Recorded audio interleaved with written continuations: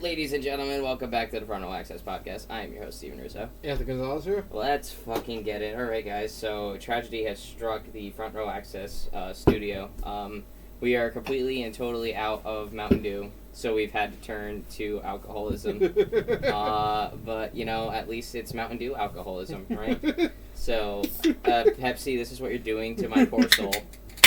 Before YouTube goes and tries to flag me down, I am over the age of 21 and can prove it.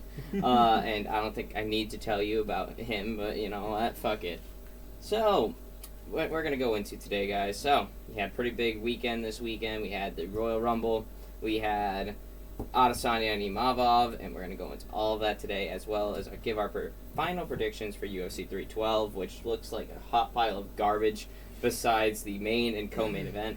But we told you every pay-per-view, guys, and that's exactly what we're going to fucking do, even if it's a shit fucking pay-per-view. The fact that they had to put 2 championships on the line just to make it qualify as a pay-per-view says something. Like, Jesus Christ. But before we go into UFC 312, because it is this week, I'm uploading this during fight week, so let's fucking talk about the events that unfolded last week. Nobody talked to me for the next 2 business days. Please and thank you. Israel Adesanya got absolutely slept by Nasruddin Imavov, and I'm like, ooh. Ooh, I think Izzy's done, man. Yeah, well, every fighter eventually outgrows the profession, you know? Mm-hmm. I think he's fucking done. I don't even know. Where do you think Adesanya goes from here? Because I can't even tell you. I'll be honest, I think that his only real highlight match would be against Pereira, because Pereira did offer. Other than that, it's going to take him at least 3 to get back into contention for me. At this point, yeah, he needs like 3 like good victories before we can even think about him being in the title picture, which is insane. Here's this guy that was like the shit just a few years ago, unbeatable. He had this aura to him, and I'm gonna be real. I don't think Izzy like biologically grew out of the sport. You know what I mean? I think he's still quick. He's still fast. He's still able-bodied. I think the fact is there's so much goddamn tape on Israel Adesanya now. There is a perfect blueprint on how to beat Israel Adesanya, and people just know how to do it now. I mean, Nasruddin kind of showed us. Sean Strickland kind of showed us. Dracus Duplessis definitely showed us. I just think there's so much tape on the guy now, people just know how to beat him. And plus, when you're a professional fighter, man, you usually tend to fight the same way every time. You don't really, once you develop a habit of what to do and when to do it, you kind of just stick to it. And I think that's what happened.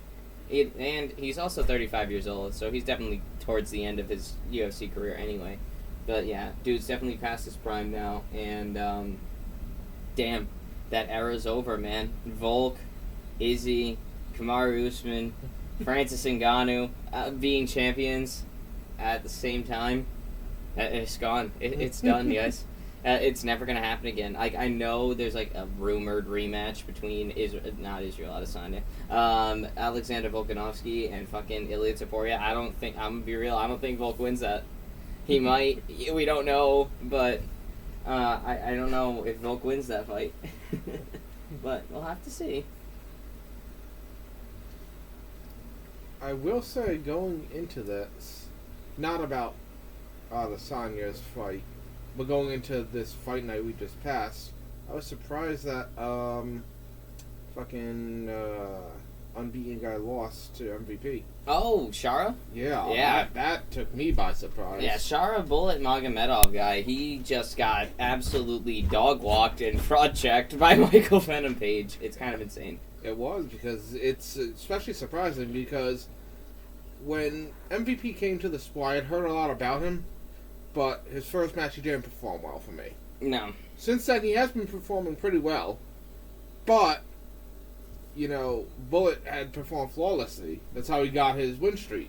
Mm-hmm. So I did not see... I think what happened was I underestimated MVP too much, because the dude was a dog and is a boss. It's just he didn't have the cleanest of entries into UFC. I mean, when you give your first matchup to Kevin Holland and you have a rather lackluster performance, and then your second one is against Ian Gary and you get out-wrestled, like, entirely by somebody that's not known for wrestling, that doesn't start your UFC career off to a very good pace. But this was a weight change for him too, Yeah, right? but he went up to 185. He still said he needs some getting used to at 185, but he goes in there and he beats this fucking boogeyman that we've been really paying attention to lately, who's just been killing people left and right. And now here comes MVP with the victory. So congrats to MVP. I was kind of happy that he pulled that one out. Oh yeah. I mean, if he lost this one, man, I don't know what would have fucking happened with him. I'm gonna be real. It's like, all right, you lost up there, you lost down here. What do you want to do? Cry and go home. No. Yeah, so it was an interesting weekend for the fights, and then of course we had a little bit of a snooze fest between Sergey Pavlovich and Jairzinho Rozenstruik, though. That one wasn't as exciting as I thought it was going to be. Yeah, it definitely performed longer than anticipated. They went all 3 rounds, and Pavlovich won by decision. When does Pavlovich win by decision? Like, ever? 2 days ago. Well, actually, no, before yesterday. Before that, though. You know what I mean? It's fucking crazy. But, whatever. We're here. We got it. And, Pavlovich won, like we all thought, but just wasn't in the stunning fashion that we had all anticipated. And, it is that what also it is. goes to speak of, what's his face's performance. Because Pavlovich was more defensive than he usual. Tended to be. Yeah. Usually Pavlovich just marches forward, throwing a bunch of fucking looping punches at you, and then that'd be it. Yep. And then he tried that shit against Tom Aspinall and got caught, and I think that might be what did him in, you know what I mean? That might be what did it. But, hey man, it was, Pavlovich continues to be in the top of the heavyweight division. He's, like, right there next in line, next to, that whole championship situation between Tom Aspinall and John Jones that's not solving itself. You guys also haven't told me how the fuck you can have a defending interim championship. There's only one other time that an interim champion has defended a belt, and it was, like, in the 90s. Bro. I mean, and John Jones, not a peep out of him lately, so... Well, it's not. You think he wants to spotlight right now? Nope. It's gonna be like, hey, you fighting him yet? No. No. But, that's just how it rolls with him, though. And also, Royal Rumble was this past weekend. I think we've recapped the fights pretty well. Yep. I don't know what the fuck Adesanya's gonna do now. We'll have to see. Like I said, the only thing that's gonna get his name as big as it was would be that fight against Pereira. And I'm gonna say, I also think that took effect into how he's been performing lately, because I feel like he just ran out of gas taking care of his boogeyman. Yeah, I mean, I was making that argument last year, and we're both making that argument now. I think he just Adesanya's out of bullets, man. He's out of ammo. Honestly, I think it might be motivational issue too. He doesn't. What's he gonna strive for? Championship he's already had. He's already had it twice. He beat the guy who beat him. You know? He's got nothing else to prove at this point. It's like he doesn't have the motivation that everyone else has going up there, because everyone else wants what he's had. Yeah, I think that's literally the only thing that's left. And as the days go by, and as Pereira looks more and more dominant as he's looked lately, that win that he got over him just makes it that much more special each time we see fucking Pereira take care of business against these top level fighters. So it just makes the Izzy victory over Pereira look that much better. And it also made Alex Pereira, actually make a name for himself besides being Izzy's rival. So that's kind of what he came in like, and then that's not how he's going right now, though. Now he's just the fucking guy in the division. He's just the guy you got to beat. He's a superstar in his own right, and that is literally the only fight that I could see happening right now. Well, who else does he fight? Fucking Marvin Vettori again? Like, that's not... Jared Cannonier again? He already beat those guys. One of them twice. So, I mean... Robert Whittaker? I don't know. They're kind of... goes out now. on, like, a vengeance kicks and takes on all the guys that just whooped his ass. Yeah, I think that's like the only thing he's got left. He wants to go after Strickland, then he wants to go after Drakus, and then he wants to go after fucking Nasruddin now, but I don't know if Izzy really cares about that anymore. Or if he can. With that, With that drive. It's just like, he's out of bullets. He really is. This bro is out of bullets. he fired pretty solidly for many years, and then had the big grand finale with knocking out Alex Pereira, and then he just This actually reminds me of this show I watched called Supernatural. Mm-hmm. Y'all might have heard about it, but originally the first, I want to say it was 4, maybe 5 seasons, was the big show, like the Showtime, the premiere, the story. It was done after that season. They had locked the devil. Spoiler alert, they had locked the devil back in hell, and that was it. But the show performed so well that they wanted it to keep running, and it was never as good as it was then, because then they had to add stuff that, think of it like a Legends vs. Canon stance. They had to try to find ways that they could keep it going, but it kind of went against what was already set, you know? Yeah, because at that point, you're just like, we've seen that before. Like, just end the show where it can end. Like, honestly, had Adesanya knocked out Alex Pereira, not that he would have done it then, but, like, in hindsight's always 20/20, right? When Adesanya knocked out Pereira, honestly, he could have just retired. Yeah. Right then and there. Like, Nothing end the else on show. proof. Yeah, end the show on a high note and just go off into the sunset and live your life. I mean, Izzy's already said time and time again that he doesn't want to do it forever. So, and I think that is starting to kick in now, and I think we've been seeing it in his most recent performances against Sean Strickland. He was looking pretty good against Drakus for a bit, but then, of course, he got caught by Drakus. And then now he got caught against Nasruddin. So I'm out here like, yeah, I mean, had Israel Adesanya just hung it up that night after he knocked out Alex Pereira. We don't want to sound disrespectful. Nothing against Nasruddin. Good win, guy. Yeah, good win. Yeah, for real. You knocked out one of the greatest of all time. You took him out. You took out one of the greatest of all time, man. That's, like, actually impressive. I'm just an Adesanya fan. That's just what it's coming from. It's just, in our eyes, the peak Adesanya was that one who beat Pereira. Yep.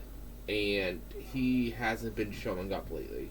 I don't know if he'll ever show up again. I don't think he's got it at this point.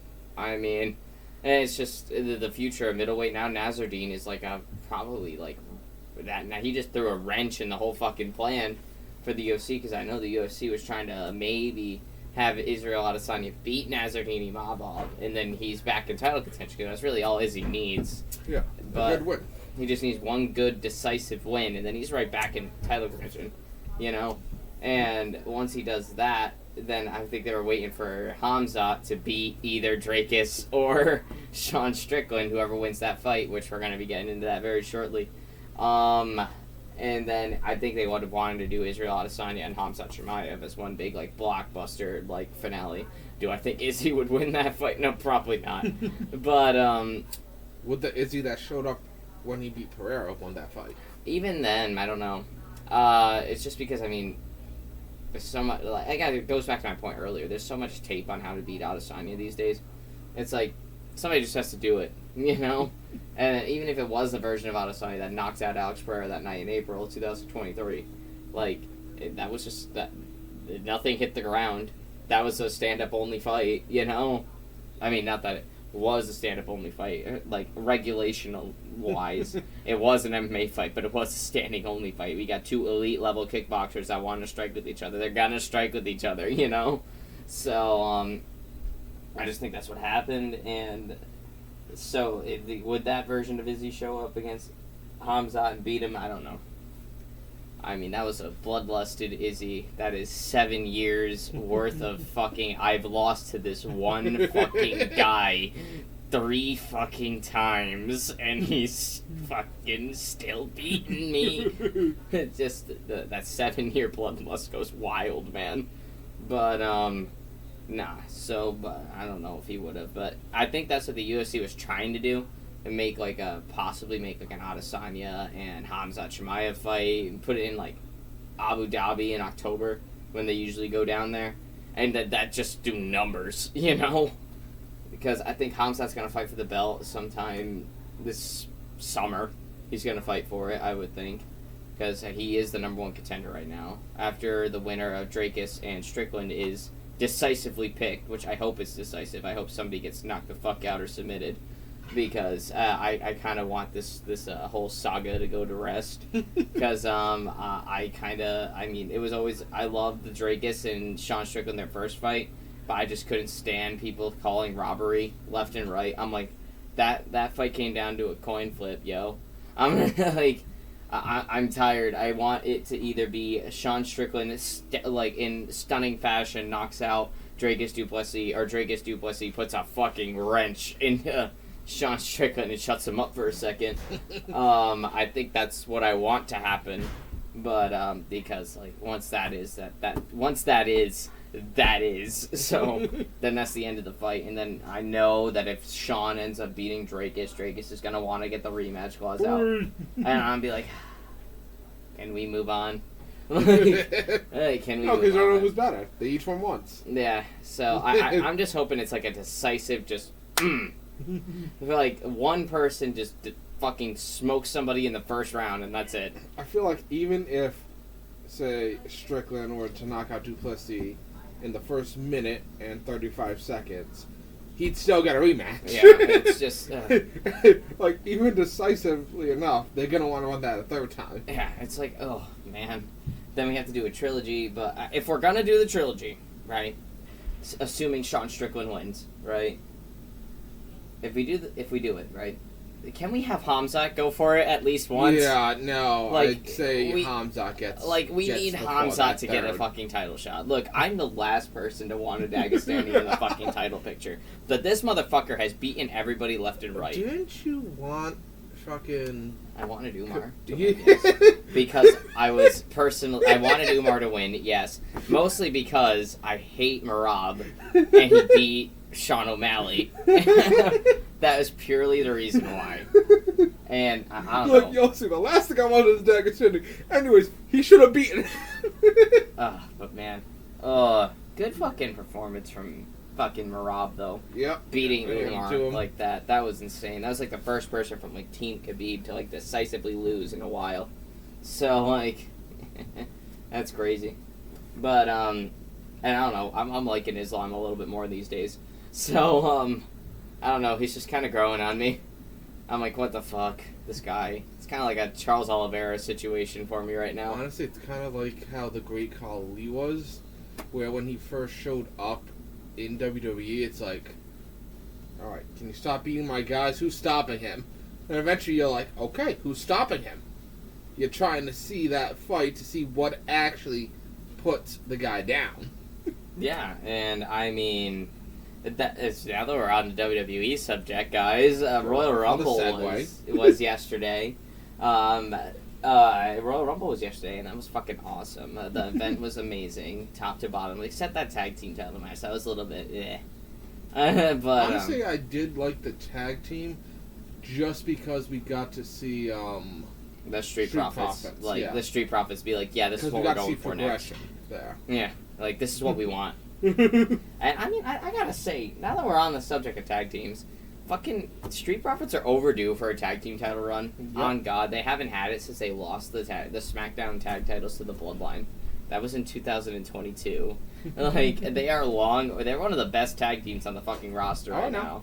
And they're like legendary status. And you know what? Let's give the championship to Pretty Deadly. You know what?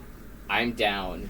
Just the to musical see. done. They're doing like a segment, like the Miz shows and whatnot. Have a nice segment where they can do their goddamn musical, and then we can have the Street Profits just going and tear up. You know, I actually would be completely and totally down for a Pretty Deadly title run. I really would. I think it'd be funny. It'd be entertaining as shit. You know? But, Street Profits are long overdue for a tag team title run. They haven't had one in so many years, and they're always, like, right there. They're, like, within an arm's reach of it, like, all the time, and they just keep fucking missing it. That's actually why I was kind of surprised that, Motor City Machine Guns got it. Because they had, a team raring to go. The Street Profits, they've been there. They've done that. They hungry. I think they wanted to just finish the saga between Motor City Machine Guns and DIY, and they wanted to end it on a pay-per-view. I mean, before they got it. Oh, before they got it. Oh, like when they debuted and they beat the Bloodline? Yeah. Yeah, nah, that was like... I love the Motor City Machine Guns, so like my favorite on the roster right now, next to like the Street Profits and the Usos. I don't know, it's like a three-way tie at the top there. But, yeah, nah, it was kind of crazy them winning their tag team titles just right off the rip. But I understand why it happened, and then obviously we had to do the DIY heel turn. So when we did the DIY heel turn, you kept telling me that they turn on each other. Yeah, they've never actually became like a heel tag team like that ever. At least within my memory. That was exactly why I knew it would happen. Like, not for the main roster. They ain't gonna do the same trick they did before. Yeah, and then they won the titles, and they beat them again on SmackDown, and then Motor City Machine Guns said one last time, and then they got put to bed this past weekend. It was good. I guess for title implications, it was a good match, but I don't know. It was like the most underwhelming on the card, probably. But the Women's Royal Rumble was awesome. We had Alexa Bliss return. That was crazy. I think I popped the heaviest for Alexa Bliss. I don't know. Did I have a stronger pop for Alexa Bliss or Joe Hendry? That's... I popped pretty hard for both of them.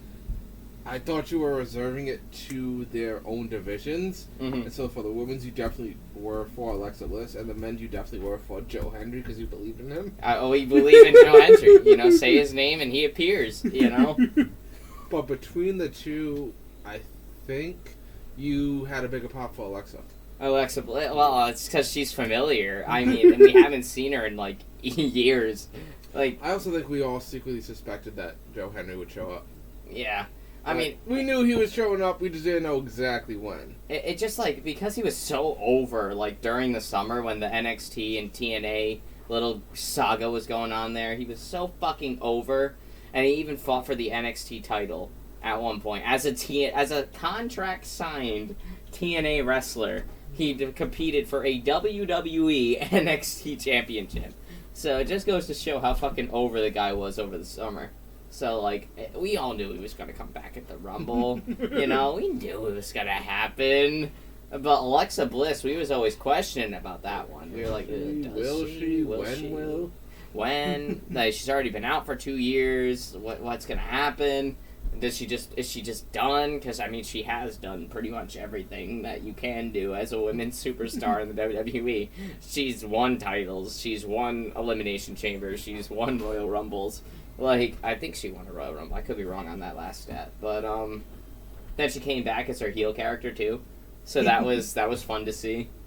And then she had that Fiend Forever jacket on when she came out, which I think that was awesome. Because, I mean, we all know Alexa Bliss and Wyndham Rotunda, a.k.a. Bray Wyatt, a.k.a. The Fiend. We're all very closely intertwined with each other throughout this. So it was nice, like, when she came back, she says the Fiend Forever jacket on. And just to slightly acknowledge that real quick. But yeah, having Alexa Bliss come back was super fun. Having Jordan Grace show up for a second Royal Rumble was pretty fun. And then we had we had a bunch of NXT people come in for the Royal Rumble for the women.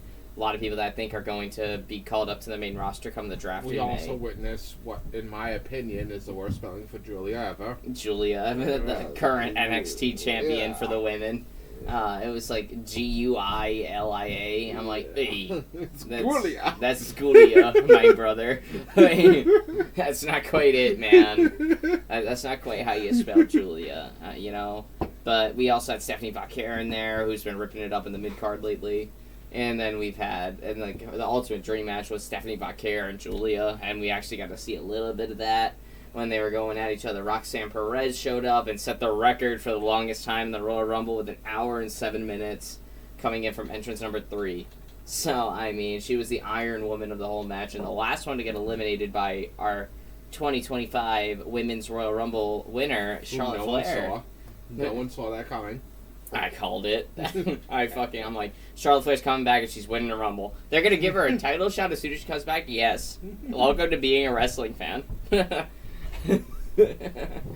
just how it is. There are 3 things that are guaranteed in life as a wrestling fan: death, taxes, and Charlotte Flair competing for a women's championship. So, But, we love the queen around here. I'm not a Charlotte Flair hater. I will admit when like there were times when she was like not putting over the right people.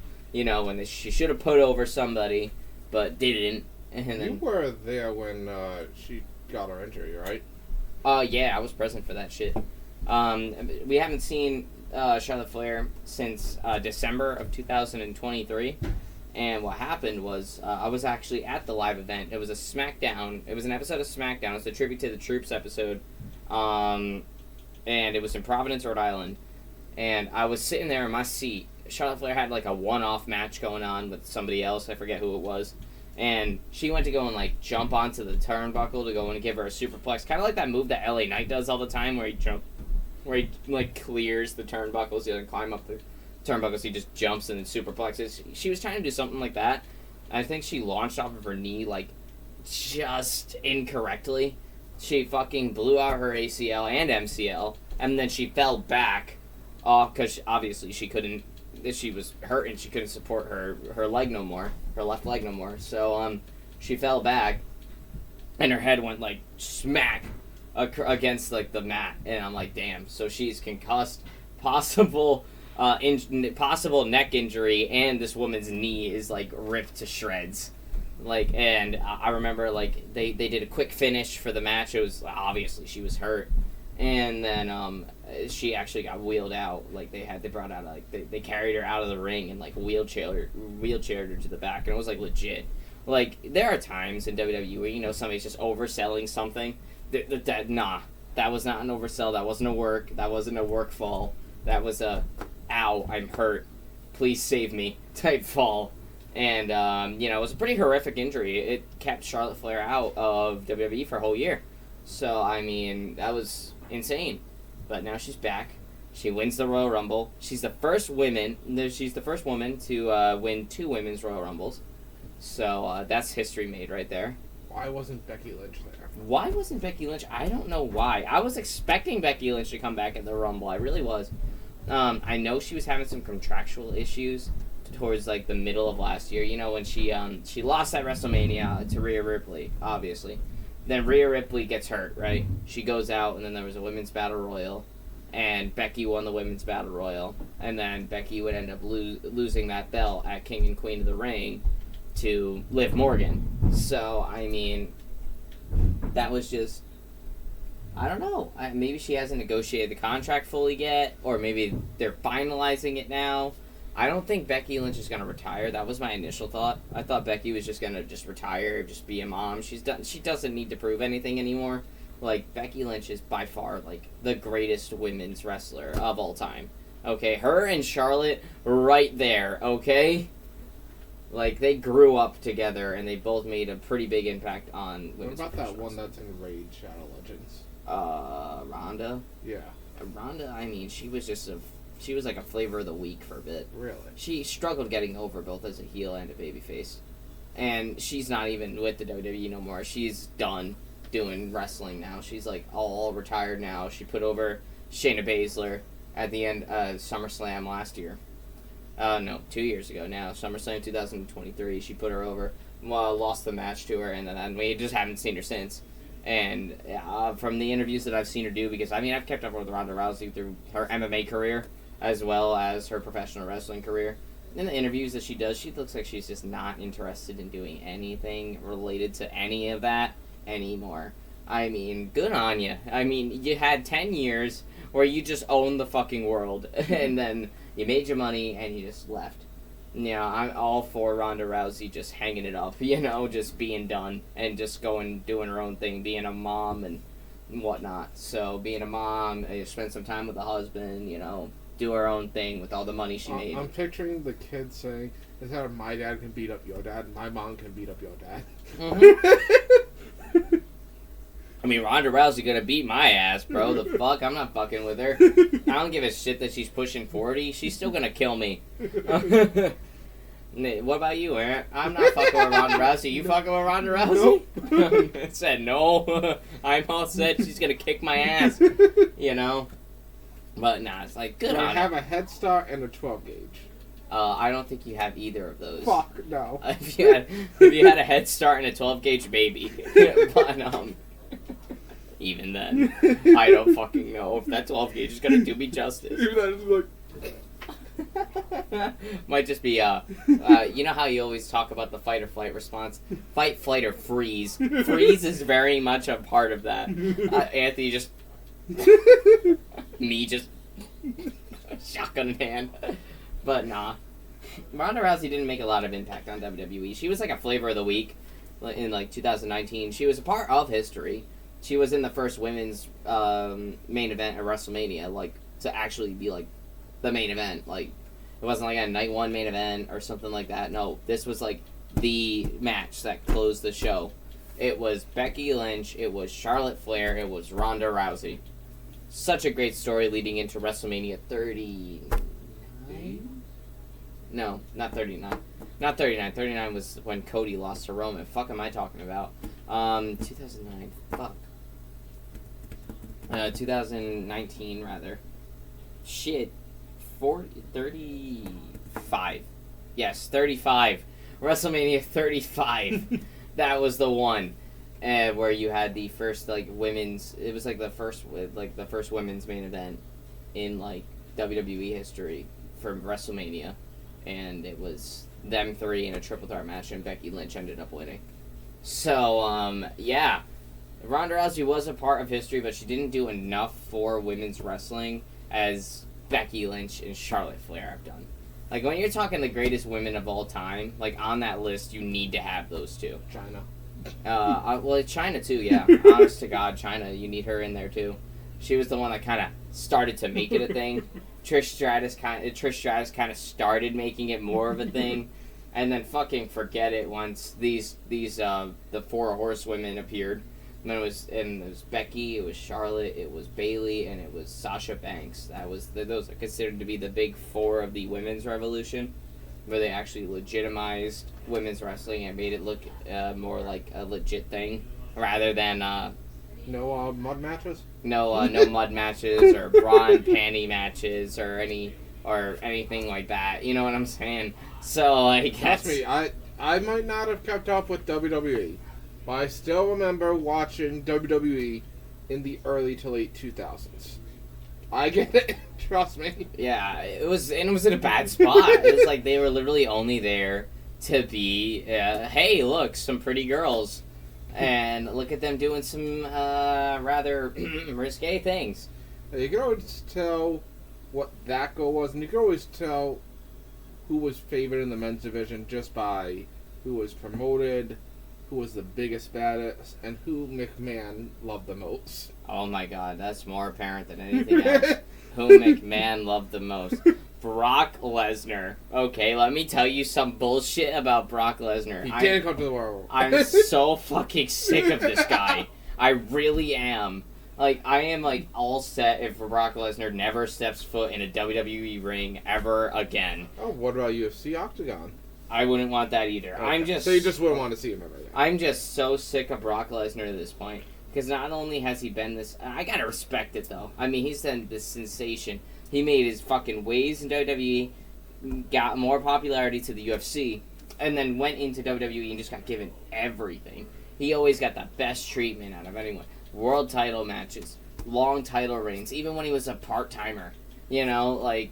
Just like Roman Reigns. Anyway, just like Roman Reigns. So, I mean... He had a 537-day reign with the WWE Universal Championship, and he only appeared 6 times in that entire reign. 6. At 500 days. I'm like, are you kidding me right now? Are you serious right now, bro? And just on top of that, he completely illegitimized Kofi Mania. Kofi Mania was a very special storyline. They caught lightning in a bottle in 2019 for WrestleMania 35, right? Where they made this really compelling story about Kofi Kingston never being a world champion, always being subjected to the New Day, and like he was only been in tag team glory. Daniel Bryan played the excellent heel for him, and he was telling them that he was not legit, that he couldn't do anything, that he was always going to be a tag team guy and a B-plus player, stuff like that. Then we struck some magic. Kofi Kingston wins the world title at WrestleMania. He beats Daniel Bryan, or Bryan Danielson now in AEW, but he beats Daniel Bryan, He wins the WWE Championship, and then just a few nights later, in all of 5 seconds, Kofi Mania was killed by Brock Lesnar. And ever since that happened, I'm telling you, I think that's when I turned on Brock Lesnar completely, was when he fucking just destroyed Kofi Mania. Because they had this, they call lightning, well, I'm shit you not, like, Kofi Mania, you'll watch the highlights on YouTube, you'll watch the little vignettes that they play before the match, like if you go back and watch that WrestleMania, you just don't get it as much as you would get it if you were there. You know what I mean? It's like, why was WrestleMania 40 so special? Because you had to be there. You had to know what happened to Cody, you know? Yes, you'll see an excellent match that Cody and Roman put on with a tremendous finish, but, like, you know, like, what was special about that match was, like, you just had to be there in that moment. Same type of deal with Kofi Mania. Like, you'll watch the highlights now and you'll be like, oh, look at that, that's cool, Kofi Kingston won the title. But, brother, when it happened, it was special. It was fucking nuts, alright? And then Brock Lesnar just destroys it in 5 seconds. I think that's when I turned on Brock Lesnar, like, completely. I was already not a big fan of him. Like, I've never been a Brock guy. There are people that are Brock guys. And I'm okay with that. I mean, like, I get it. He is kind of a badass. But, like, I'm not even kind of a badass. That bro is a badass. But, like, I was never a Brock guy. You know what I mean? Like, he just never grew on me like he grew on everybody else, you know? I don't know. How you feel about Brock Lesnar? Well, I like him as a wrestler. I like what he did for him. Obviously a bit earlier than you. But, who's Intercontinental Champion right now? Braun Breaker. Honestly, the way you're describing how you feel for Lesnar, that's kind of how I feel for Breaker at the moment. No. Maybe it'll change later down the line. Just saying it's really early in his career. But with Lesnar, because I saw more of the cover-up and whatnot and what he did from there, I think that I'm a big Brock Lesnar fan. Do I agree with all the shit that's gone down in smear campaigns and whatnot, all that since? No. I'm not as familiar with everything after, like, 2012. So, if that is the case, I believe you. And I can completely get why you feel that way for Lesnar not really getting with him and whatnot. And that's fine. Yeah. I mean, Breaker is basically a discount Brock Lesnar at this point. I'm going to be completely real. I mean, this dude is going to win a world title at some point. Like, 1,000% he's going to. He might even be a prominent player in the next 10 years as our people that we like now start to retire or go part-time. You know, I mean, obviously Cena's going to be done soon. Randy Orton's got how many fucking years left? Probably not many. The guy is falling apart. He's bursting at the seams. Roman Reigns, that leukemia it's gonna start becoming more of a issue as he gets older. You know, I mean, he's in remission right now, and I pray and hope to God that he stays in remission. But as you get older, the likelihood that it comes back again will just spike up because your body's older. You know, and plus with the life that Roman Reigns lived, you know. That constant traveling, that constant injuries and ouchies that he keeps taking all the time. Yeah, Seth Rollins, he doesn't got much left. CM Punk don't got much left, you know.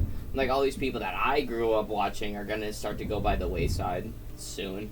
And then I think Breaker is going to be one of the few people that comes forward and ends up being, like, I guess, a next big thing, you know. But right now, I think he just gets given way too much shit at this point in his career. Like, dude just came up from NXT in May. He's already a 2-time Intercontinental Champion. I mean, I say all these things, but yeah, at the same time, Tiffany Stratton's a world champion, and she just debuted in May.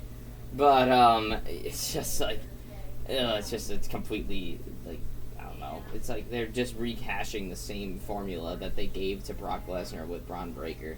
It seems more carbon copy-y than what's going on with Stratton. But that could also be my own personal bias, since I like Tiffany Stratton. Well, there's also the case of depths of talent.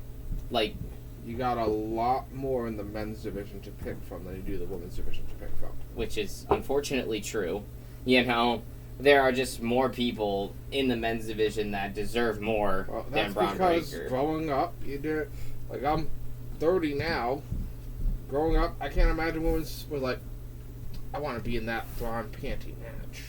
That's where I can't guarantee you that a lot of women were really wanting that. You know what I mean? So you don't got many people going for the profession. Granted, it's more legitimized now, yes, but growing up, not really, you know?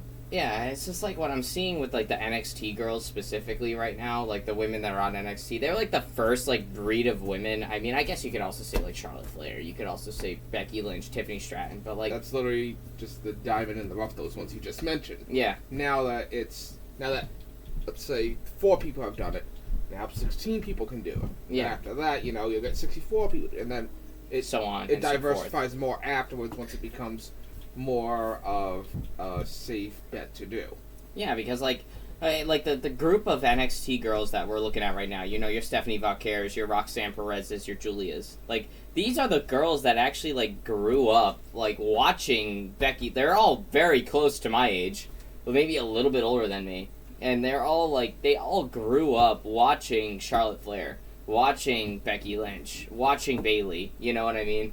Like, and that is what maybe inspired them to go into the profession. And I think there are going to be girls in the future that are going to be watching Tiffany Stratton, that are going to be watching Roxanne Perez, you know, so on and so forth. And then eventually we'll get a deeper women's roster than we have right now, which we have a pretty good women's roster currently, but, like, it's still not as deep as the men's currently. And, I mean, let's be honest, the men main evented, the women opened. You know what I mean? It's just like there's still a little bit of a glass ceiling there. You know what I mean? So, I will say, all the surprise guests we saw from the Women's Royal Rumble made me more excited to see the women's division matches. In the future, yeah, totally. I mean, I'm usually the guy that you turn to when it comes to, like, these NXT people walking out. Yeah. Because, like, I pay attention to NXT, like, loosely. I haven't watched it, like, sat down and watched an episode of NXT in some time now. But I will say, I did call the Mysterio Penta at the start. Mm-hmm. I was like, give him Penta. And then it was when I'm like, no way they actually did that. Anthony, do you have a little foot in the creative door real quick?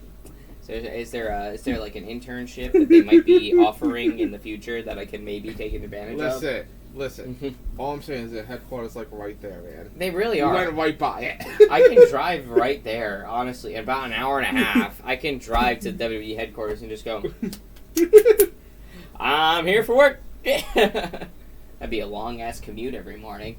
But, yeah, fuck it, right? It's just insane, though. But Women's Royal Rumble winner Charlotte Flair, much deserved. I totally wanted that to happen. And anybody that's hating on Charlotte Flair winning the Royal Rumble, fuck you. Okay? We bowing down to the queen real quick, alright?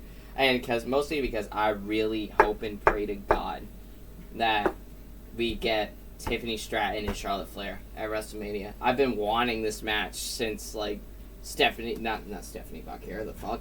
Not Tiffany Stratton. Ever since Tiffany Stratton came onto the main roster, I was like, I want to see her against Charlotte Flair. And now I might get it. And Tiffany Stratton's the WWE Women's Champion right now. Charlotte just won the Royal Rumble.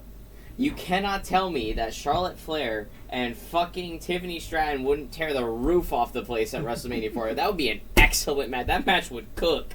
I would be so down for it, and I really, really want it to happen. And I'm one step closer. And I'm hoping and praying that in the coming weeks on SmackDown and on Raw, Charlotte Flair says she wants Tiffany Stratton.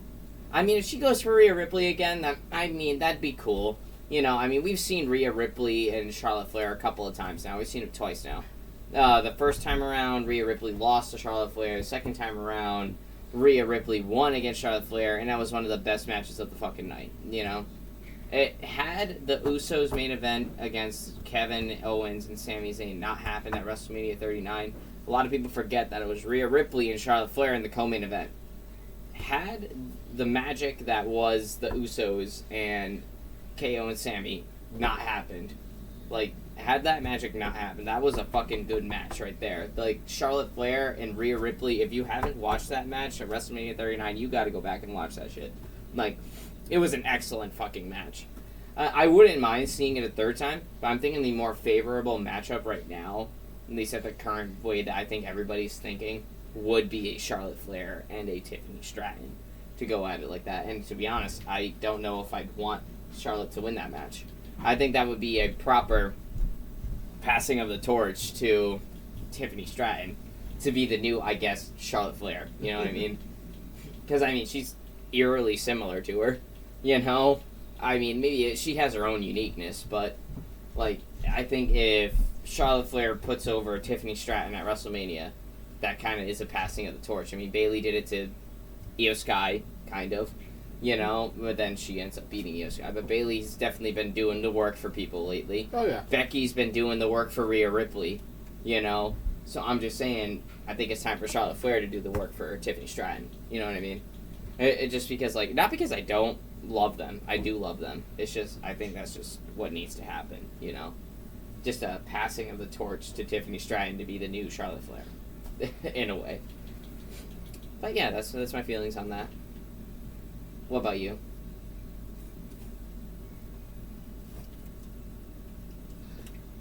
Crickets.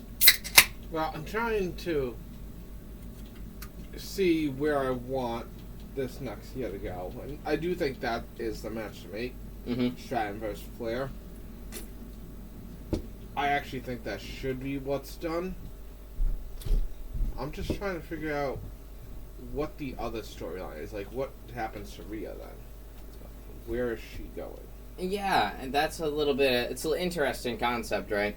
Because she just finished up this magical feud that lasted too long with Liv Morgan, you know? So, like, you can't give it to Liv Morgan again.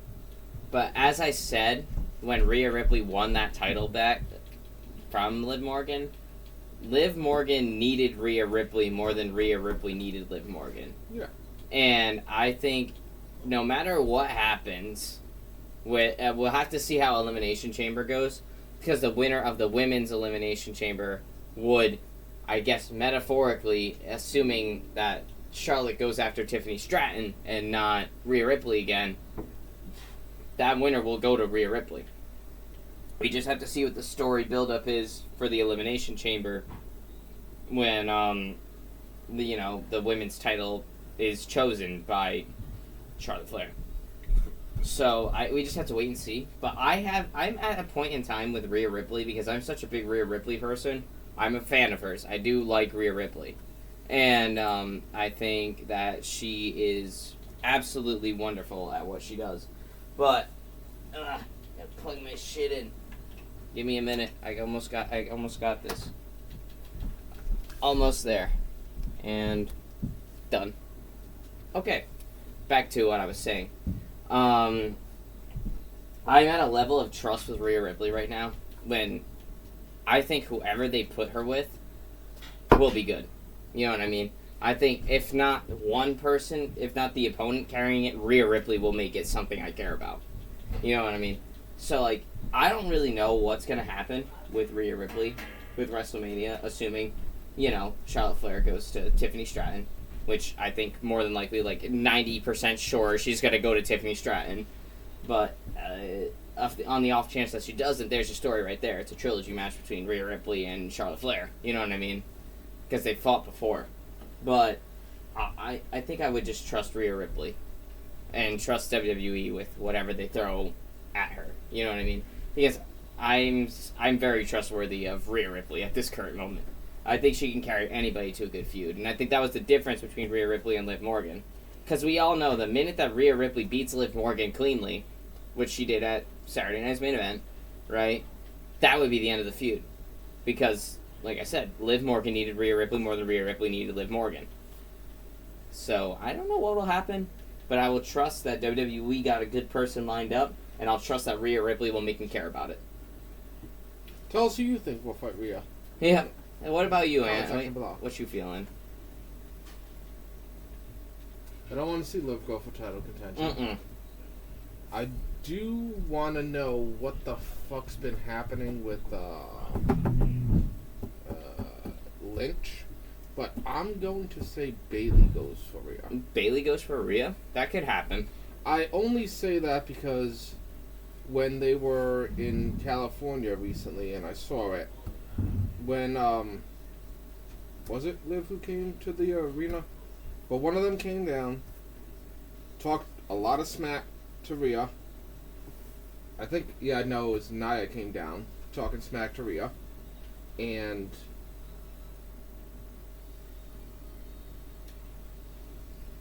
okay, so Nia came down talking all that smack. I think she was going through with the contract where she might go to Raw. And Bayley was there. She was like, "Why are you even here? Like, I'm from here and whatnot." And then they both team up and they, fend off Nia, the Abominable Cannonball. And then... I'm sorry. That was amazing. and then when she was given when she picked the title up to give back to Rhea, she looked at it with, like, the lost in her eyes, like, she I had want some eyes, like, I want this thing. Oh, this isn't mine right now. For now. But maybe it can be. Yeah, that's I would be so down for Rhea Ripley and Bayley. Plus, I don't think they've had, like, a proper feud yet. Like, or maybe they did in the past, but like, it wasn't nearly at this level. There's a world championship involved now. So that's going to instantly make more people care about it. But I am in a house where I'm like, I just trust WWE and Rhea Ripley with the Women's World Championship right now. Because I think Rhea Ripley is the deserving champion at this current moment. She's super over.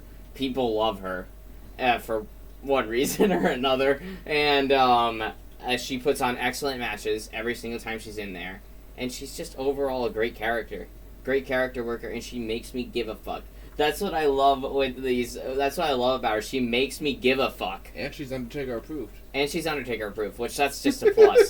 If you're Undertaker approved, man, that's just woo! Instant fucking stock risen. But yeah, I just kind of trust Rhea Ripley and WWE with this Women's World Championship. Although I would be down for Bayley and Rhea Ripley. That'd be so sick. And I think that could be a compelling feud because, like I said, Rhea Ripley makes me give a fuck.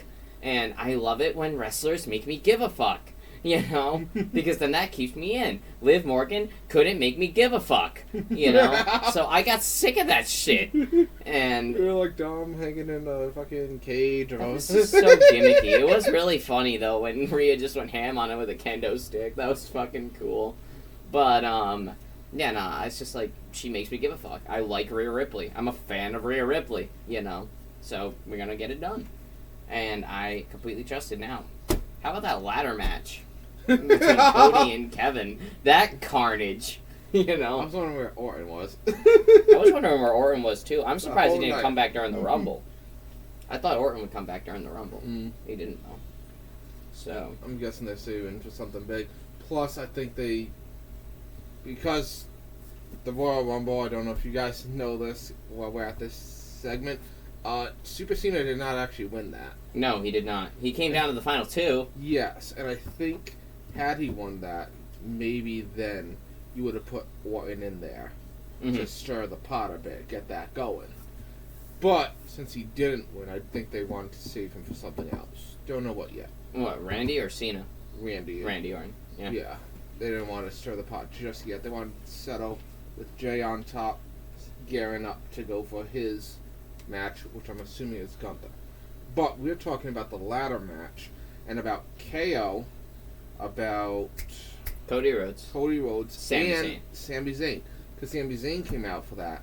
And while he didn't interfere, he was showing concern for both of them because they're both his friends. Obviously, he helped both of them.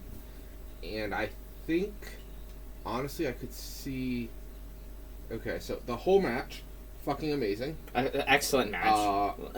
Brother calls it a snooze fest until the last 15 minutes. Don't know what the fuck he's on. I don't know what he's on either, but... They definitely sold really well, especially that, ladder bump that, KO took. Oh, the Alabama slam through the ladder? Yeah, bro, it looked like he died.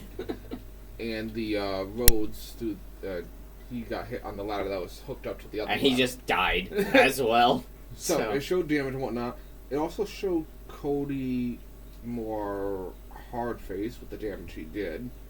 And I think, in my opinion, Zayn might actually go after Cody because he did that to his friend. I think that's how that's going to play out. We got a Sami Zayn heel turn coming. I mean, Sami Zayn's an excellent heel. He's been a babyface for so long. Some of y'all forgot that Sami Zayn's an excellent heel. So, I mean, that's how he started. You know, that's how he started. Just like KO, they started as heels, and they're better as heels. I will die on this hill. But, it's just like, it's crazy shit. But, I don't know about Zayn's heel, because I don't know as much about it, but that guy is way too fucking over. Oh, Sammy? Way over. Yeah, so people love Sami Zayn. That would be very hard. People love Sami Zayn. I mean, bring him to Canada, bring him to Saudi Arabia, he's going to get the same amount of pop. Even here in America, people love Sami Zayn, you know? And I don't know how they would make him heel again, but I will say Sami Zayn was an excellent heel back in the day. What if Cody goes heel? What if Cody goes heel? I don't think that happens. I'm going to be real. It's like, we don't... It'd be entertaining. It could be hard face versus hard face, really. Mm-hmm. We don't know yet. Yeah, a lot of people are saying Cody Rhodes going heel and shit. I'm like, I just don't see that happening. You know what I mean? I think what might be compelling, because, by the way, excellent match. I don't really have much to say other than it was an excellent match with a good finish, and I like seeing Cody Rhodes look like a badass. That was cool. Because oh, wait, no, you also have something else to say. What do I have to say? About his coat.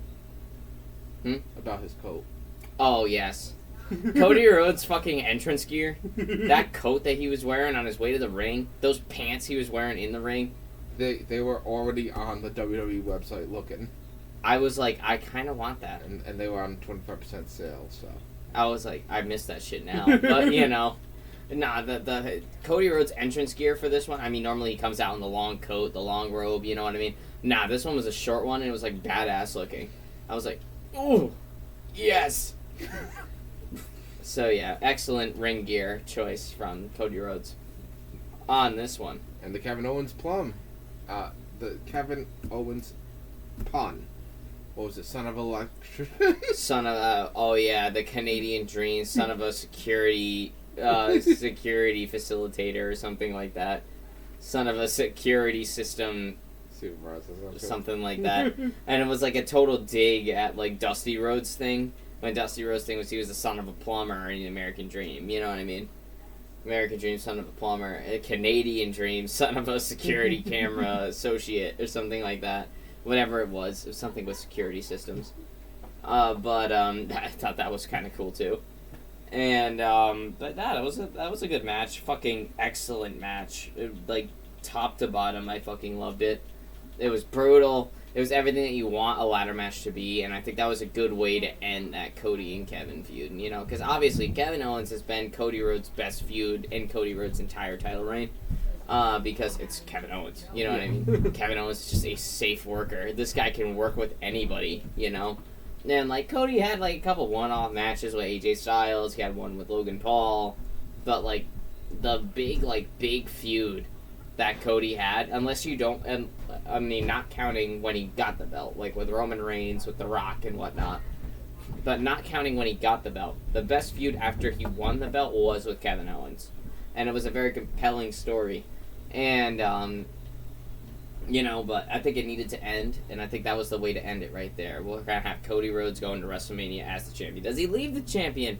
Well, we don't know, but I think that's at least good that he's held it for this long. 300 days currently for Cody Rhodes' title reign. And I'm totally down for it. I really am.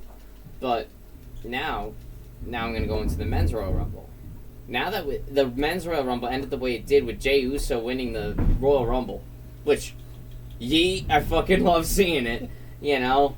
But at the same time, I was really expecting John Cena or CM Punk to win that shit. I really was. I was not expecting Jey Uso to win the fucking Royal Rumble. But I'm not mad at it, you know? I mean, the guy has had a stellar year. He's one of the most over acts on Monday Night Raw. I mean, I would even argue he's more over than Cody Rhodes currently. But, I mean, I don't know about that, but it's a bit of a hot take, but the crowd always tends to love Jey Uso. I think I see more of a pop for him. Whether he's more over or not, maybe not, but more of a following because of the pop. And, you know, he's... You see Jay coming out of the crowd, you see everyone. Everybody's yeeting. Everybody's destroying Star Destroyers. You know? Every fucking one. Like, everybody in the whole arena. So I would say, like, as of right now, the bigger pop goes to Jey Uso, which could be an indicator that he might be more over than Cody Rhodes at this current moment. And plus, it's the nature of time that everybody turns on the babyface champion at some point. We saw it with John Cena. We saw it with Jeff Hardy. We saw it with The Rock. We saw it with Stone Cold. People always want to see the babyface win the title, but then they're like, this is boring. Why can't he go heel? It's boring. Right, Why can't he go now heel? go beat someone up. Ugh, it's so boring. Go heel. I'm like, no. I mean, no. Babyface champions are very much needed. That is the nature of time that wrestling fans tend to turn on babyface champions more than heel champions. Or at least it takes them sooner to turn on a babyface champion than it takes them to turn on a heel champion.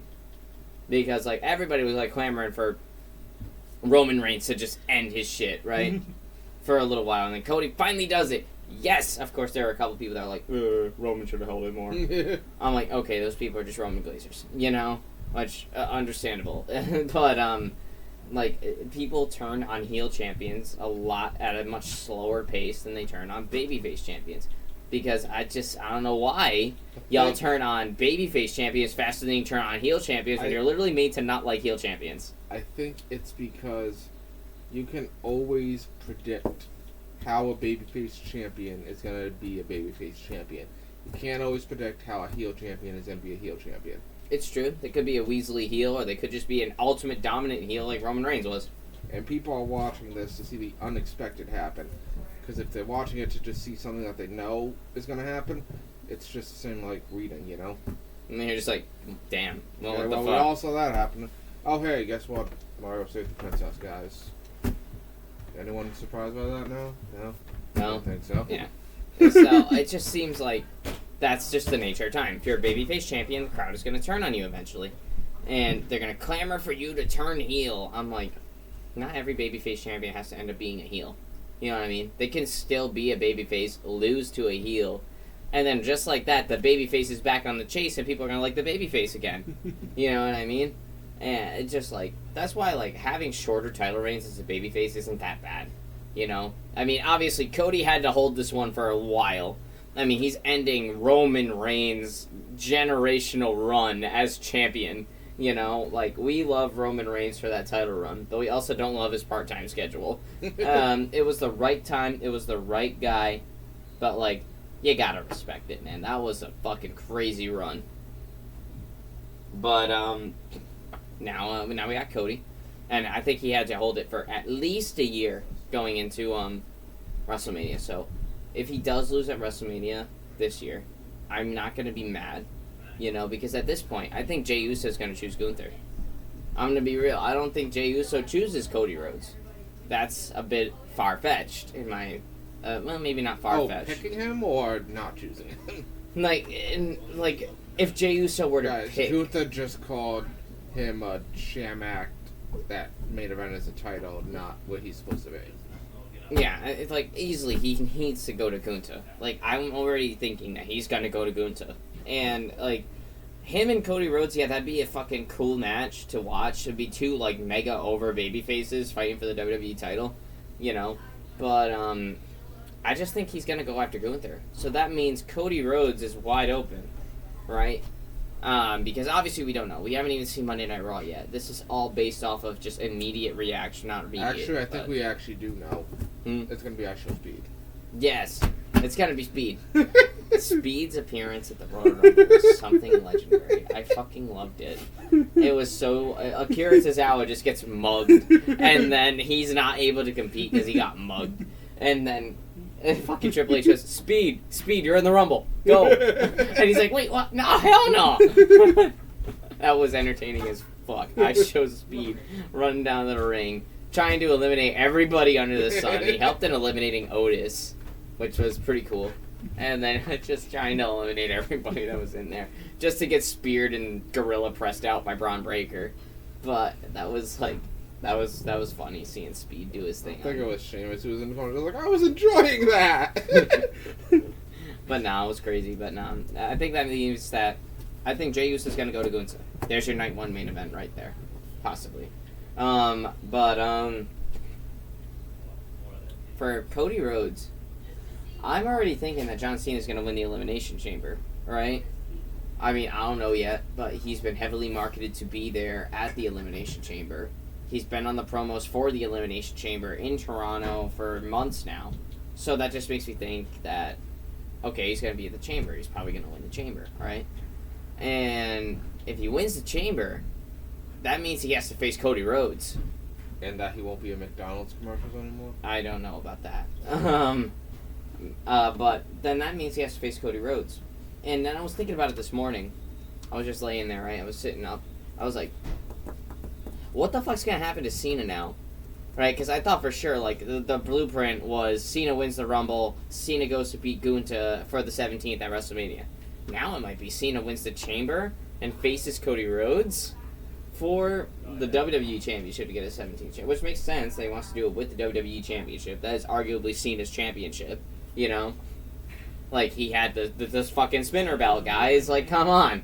Like, I was going to say, the night he does retire, he puts it in the center of the ring with it still spinning. I'm just saying. So, but I think a big compelling storyline, if you were to do Cody Rhodes versus John Cena, would be, I think Randy Orton would have to be involved in that story in one way, shape, or form. Now, we all know how Randy was in the past. He was a bit of a menace. Is this before or after he ate himself? This is before he ate himself. You know how he was, and you know how hardcore he was. And even now, I mean, yeah, sure, he's a babyface, but he's still doing some shit. He's still RKOing babyfaces, like, just because, why not? You know what I mean?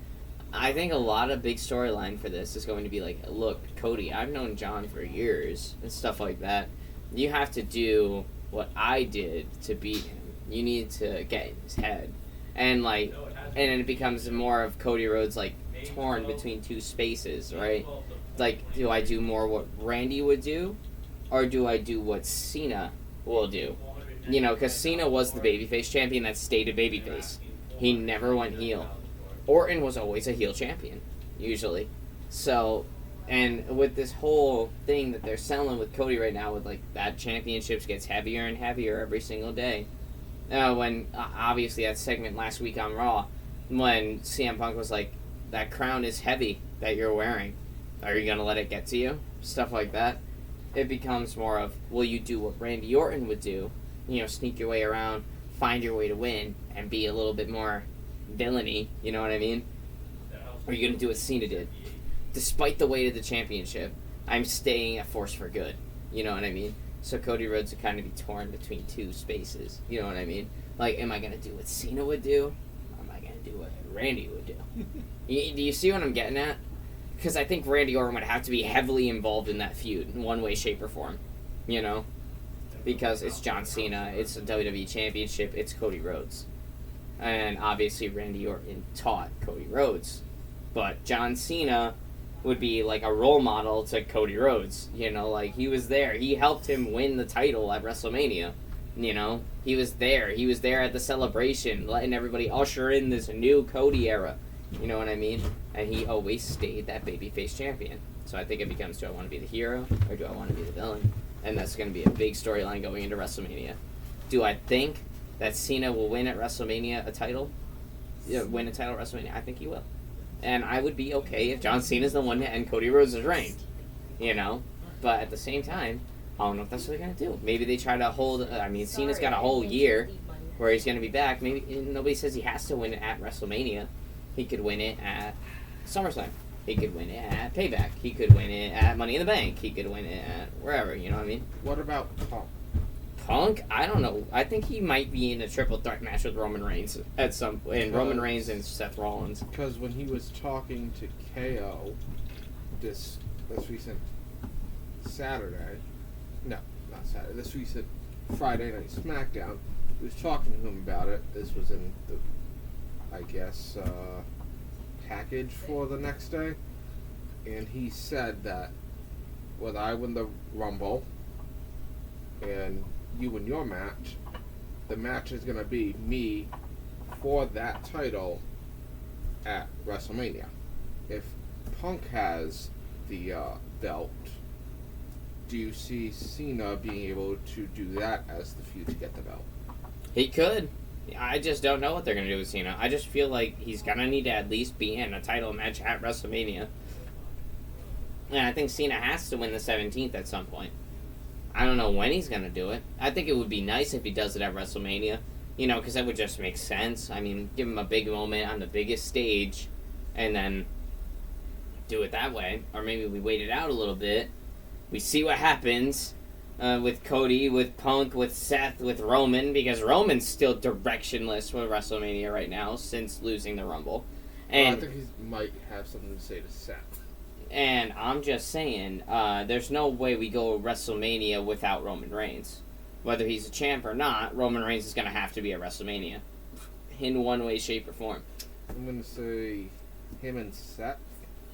And I think, this is just me throwing it out there, I think Punk somehow gets the belt from Rhodes and then loses it at SummerSlam to John Cena. But that's just day after Royal Rumble. Day after Royal Rumble, just out there fucking predictions. Because I mean, I was already like I said at the top of this podcast, I was already directionless with this WrestleMania. I didn't know what the fuck the main event was going to be. We always got the ever-prominent Rock and Roman Reigns that could happen. We always got Cody and Punk. Cody and Punk? Oh, maybe it's Cody and Randy. Oh, maybe it's Cena and Gunther. You know what I mean? Like that. Like I have been going back and forth. WrestleMania 40, albeit a very great show. Same with WrestleMania 39. Little predictable what the matches were going to be. This one, I have no fucking idea. I mean, I'm like, Jay's probably going to go for Gunther, right? But he could also go for Cody. I'm just like, I don't know. I just need to see it play out because I am at a point in time as a wrestling fan and a wrestling fan that tends to predict these things pretty accurately. I don't know what fucking way we're going. And I'm like, this is great. This is exciting. I haven't felt like this in a fucking while. It feels like I'm a kid again, not knowing what's going to happen next. Because, I mean, when you're a kid, you're really just seeing what's in front of you. You're not really thinking ahead, you know what I mean? Now as an adult, being able to think ahead, I can't think ahead in a reasonable manner to tell you what WrestleMania 41 is going to be. We'll probably have more clarification at the end of the week, honestly. We see the fallout there on Monday Night Raw and Friday Night SmackDown. Wheels are going to start turning for Elimination Chamber. I think after Elimination Chamber, things are going to get the clearest. Because then we're going to know who's going to go for each title. You know what I mean? But until then, man, I don't fucking know what the hell's going on WrestleMania right now. Obviously, at WrestleMania 39, I'm like, Cody's going to come back from that pec injury. He's going to win the Royal Rumble. He's going to face Roman Reigns.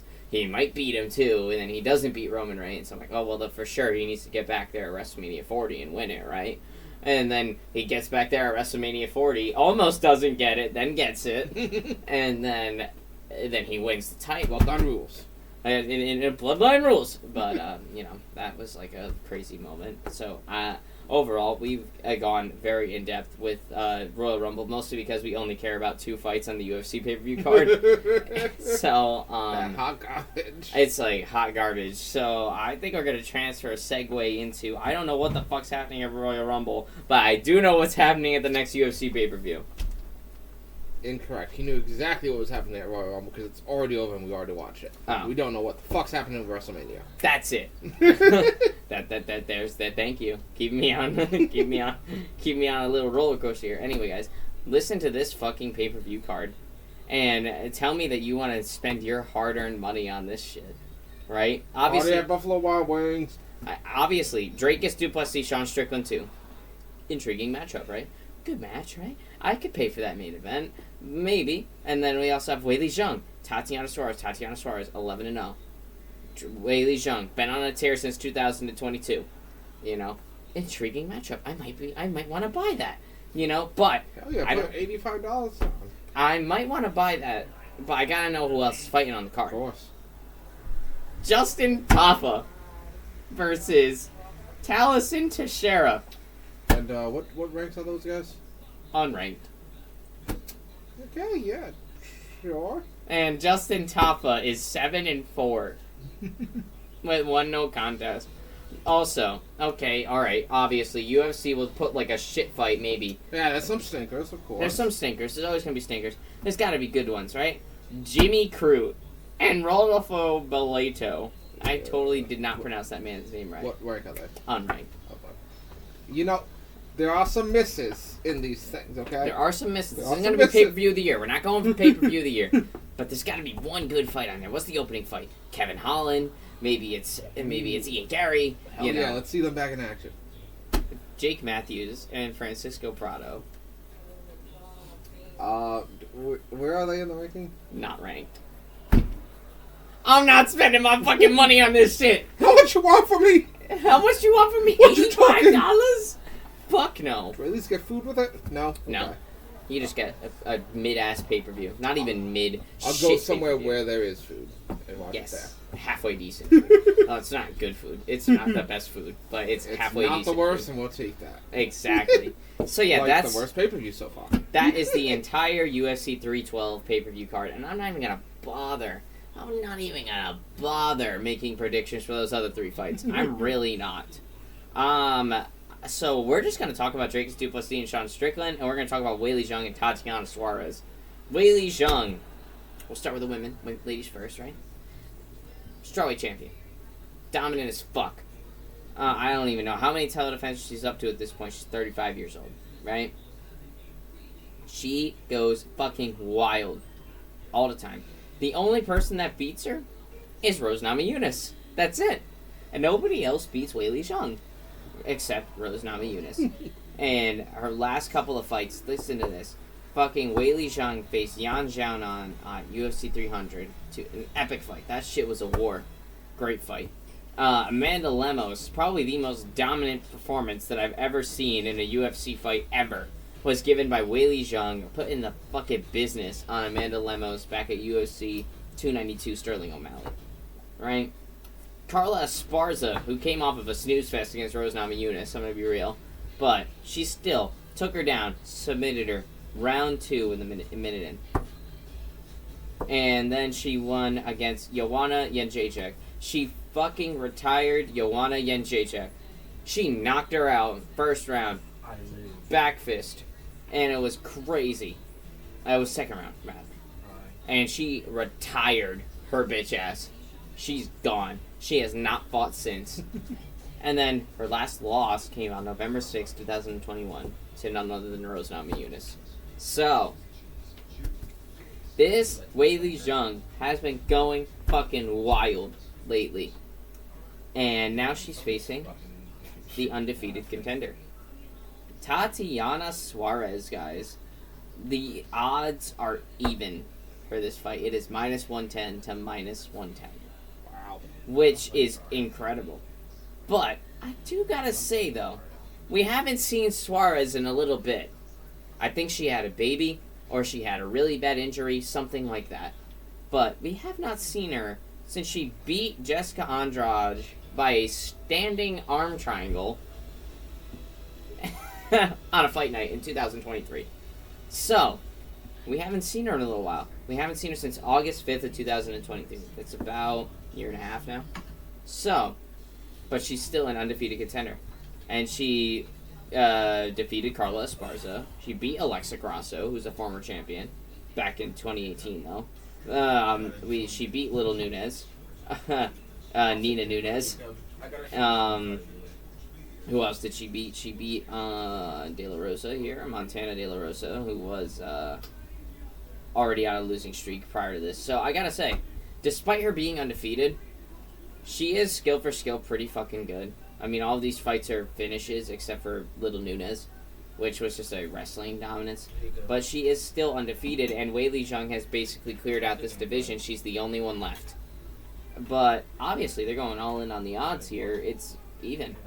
I don't know if it should be even, but we do have an undefeated contender. My own opinion, should not be even. It shouldn't be even at all. But she is still an undefeated contender, and it is understandable how you could book them as even. I do not agree with that. That is my own opinion. It's just the depth of competition that Suarez has beat compared to Weili Zhang. It's just completely and totally skewed in two different directions. So even though she has that 0 there, she didn't really beat a lot of people. Kind of like Khabib.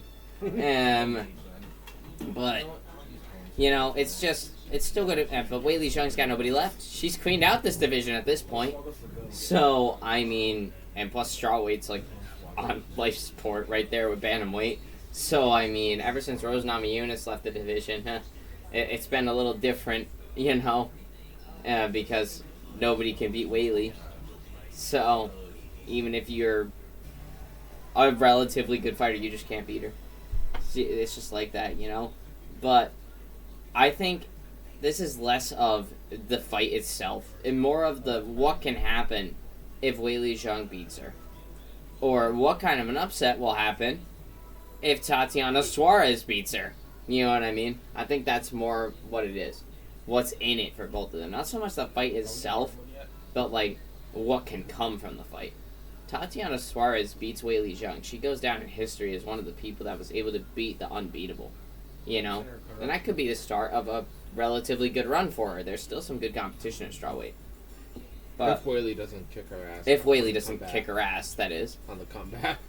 Now we think about Weili, right? If Weili kicks Suarez's ass, well, what is there left for her to do besides go up? And guess what happens when she goes up? Standing in her way is Valentina Shevchenko. These two haven't fought each other before, and they're two of the most dominant women that are on the roster right now. People that don't usually lose, right? Champions in their own divisions. And a fight that, honestly, we've all been wanting to see for a while now. Weili and Valentina have been pretty much parallel their entire careers. You know, they have very similar careers, not beatable by anybody except one person. Nobody beats Valentina Shevchenko unless your name's Alexa Grasso. And nobody beats Weili Zhang unless your name's Rose Namajunas. So they've been running very parallel. Dominant champions lose to unlikely contenders, but then eventually do regain their belt back either by beating that contender or beating it from another person because the one boogie woman in your division left the division, you know? So, they've had very similar careers at this point. They have very similar fighting styles. They don't care where the fight is. If it's standing, sure. If it's on the ground, sure. They are not afraid. So, if Weili and Shevchenko end up fighting each other out of this, that is like Titan versus Titan, bro. And I would be so down for that. That could main event a pay-per-view. On God, that could main event a pay-per-view. Like, 100%. That is a marketable, like, fight between two dominant women that have not fought each other before. So, I think that's more what this fight is about. Is more what can come from it, rather than the fight itself. Would you agree? Yeah. Like, it's crazy town, you know what I mean? And, I gotta say, though, despite me, like, spending little time on this, I got Weili to retain. Here, I don't think Suarez is going to be beating her. And also, I want to see Weili move up. That's more the fact why I want to see her win this fight. I'm going to be rooting for Weili, and I think Weili wins. Because I want to see her fight Valentina so bad. And go for simultaneous double champ. And then we can start making one of my 2025 predictions come true. Where we have multiple super fights this year. And I think this is the first one. First step to getting there. How about you, Ann? I'm in total agreement there. The problem with being dominant champion is that you're a dominant champion and then you can't have fights in your division because you've already kicked everyone in your division's ass. And after you kick their ass, it takes a lot for them to come back. And if you've kicked their ass multiple times, then there's no real reason for there to be a fight to happen afterwards. Women's UFC, it's kind of a dying breed. You guys need a bit more talent in there. But, I mean, I understand it's a tough sport to get into. Even if it's a man or a woman, this is a fucking hard sport to do, guys. Like, this shit is rough. Like, it takes a special breed of person to be successful here. You need to be a little insane. You need to be like Sean Strickland. Yeah, you need to be just a tad bit insane, you know? Maybe not completely off your rocker, but you need to be a little insane. You know? And that goes into our main event discussion. I mean, Dracus du Plessis and Sean Strickland, need I say more? This is a rivalry that's been going on for about 2 years now. Almost. Actually, not more, about a year. I mean, Sean Strickland, Dracus du Plessis, they had their run-ins in 2023. Obviously, Sean Strickland telling Gilbert Burns' son to move out of the way while he goes and assaults Dracus du Plessis in the crowd. Because Dracus... Dracus is, like, undefeated in, like, every single aspect of the word press conference. dude, he makes Izzy cry. He makes Sean overreact more than Sean would normally overreact. And this dude is just unbeatable when it comes to the trash talk. And he got into Sean Strickland's head. And he got Sean Strickland angry, which I don't know if you want to get Sean Strickland angry, but he got him angry. You know, it's just, like, they had a great fight back in 2024, beginning of it in January. They fought to a very, very close decision with Dracus du Plessis edging out the victory. Once again, his plot armor showing. This guy beats people that he shouldn't be fucking beating. Like, he was going to go up against Darren Till. Everybody's like, oh yeah, Darren Till's going to beat him. This is Darren Till's redemption. He beats Darren Till. Okay, surely he's not going to get past Robert Whittaker. Nah, Robert Whittaker's going to kick that ass. He's going to do it and knocks out Robert Whittaker. Okay, that was unexpected, but no way he gets past Izzy, right? Beats Izzy. No way he gets past Strickland. Strickland just beat Izzy. Strickland just gave it upset of the year. He just beat Izzy. And he's going to hold this title for a little while. No way. No way Dracus is going to beat Strickland. Beat Strickland. I'm like, this guy is like the definition of a troll in plot armor. And a troll with plot armor is insane. Riding on a dark horse. That is, riding on a dark horse is like a troll riding on a dark horse with plot armor. That is one hell of a fucking combo, okay? And that just leads to you winning fights that you shouldn't win and being in positions that you shouldn't fucking be in. Because you look at Dracus fight. He fights like garbage. This guy is so beatable in like every way. I like how you say that. In like every way. I mean, obviously it's relative. He's kicking my ass regardless. But in like regards to like professional like fighters, like he's beatable. I've seen it. He is beatable. The guy cuts like easy. The guy doesn't really protect his chin very well when he goes rushing in. His wrestling's not the cleanest in the world. The only thing he really got going for him is the fact that he's got a little bit of power and he's got good submissions. You know, that's what's going for him, right? His wrestling's a little, his clinch striking is god-awful. And I'm like, but this guy somehow, some fucking way, always ends up winning. And I'm like, you know what? At this point, I just want you to keep going. You know? I just want to see what happens. See how far you can make it. Let's see how far you can make it with this bullshit luck that you have. This guy must have been born with like a 4-leaf clover in his fucking mouth. Had to have been. Like, but Dracus, that's just how he is. Dracus isn't the cleanest fighter in the world at all. He really isn't. Like, but he somehow, some way, always finds a way to hang in there and win. And I'm like, impressive. And Sean Strickland's just a fucking enigma at this point. Like, Sean Strickland is like, you see Sean Strickland on a card, you know what to expect out of Sean Strickland. Like, you're going to expect a crazy build-up, you're expecting to say some crazy shit with Nina drama, you're expecting to say some crazy shit at a press conference into the build-up to the fight, and then the fight's going to happen, and you're going to be falling asleep most of the time. And then he's going to somehow end up winning a decision. You know, that's just how Sean Strickland operates. He makes you really entertained in the build-up. He says some wild shit that he's got to go kill somebody, you know, stuff like that. And then he goes in there, he fights a lackluster fight usually. He usually just walking you down, da-da-da-da-da-da. Yeah, and I'm like falling asleep half the time I'm trying to watch Sean Strickland fight. I'm like, ugh. But then he usually ends up getting a decision.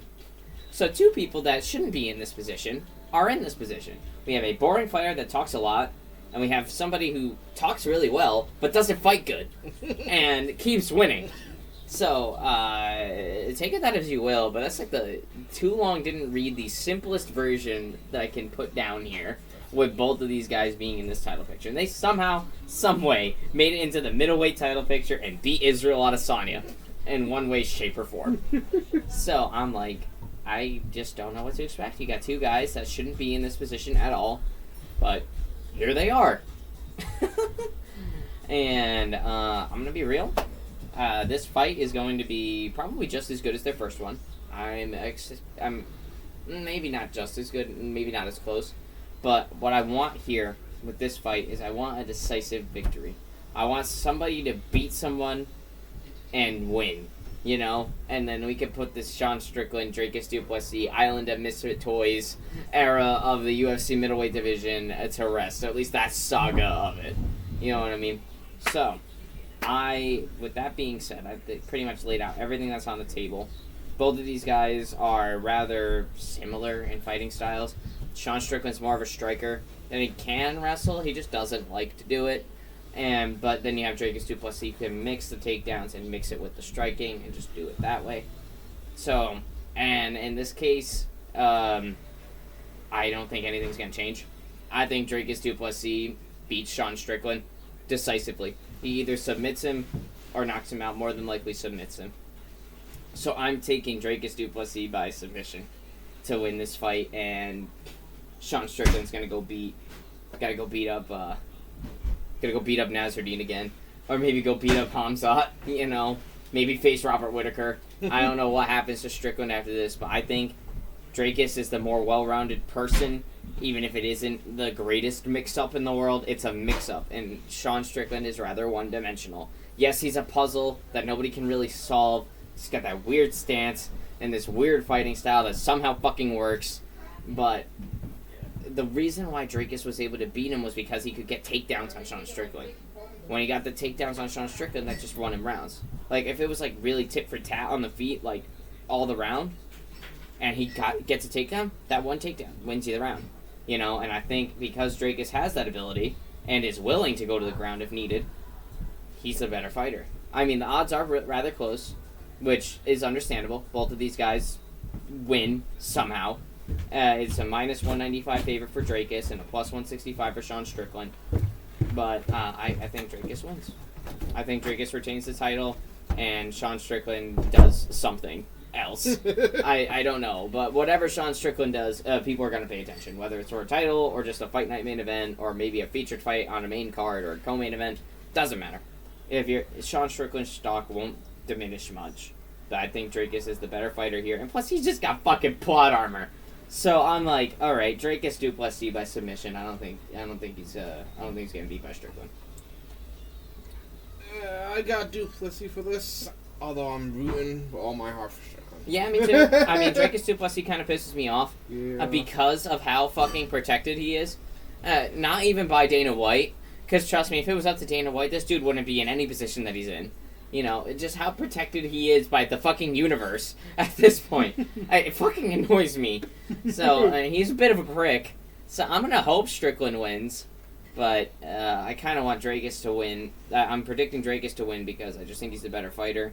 And if Dracus wins, then he's 2-0 on Strickland. And that's a pretty decisive end to this rivalry. And I just don't want to see this fight again. So, that's Let's say tell that to Ferguson, but that guy doesn't know when to quit. Nope.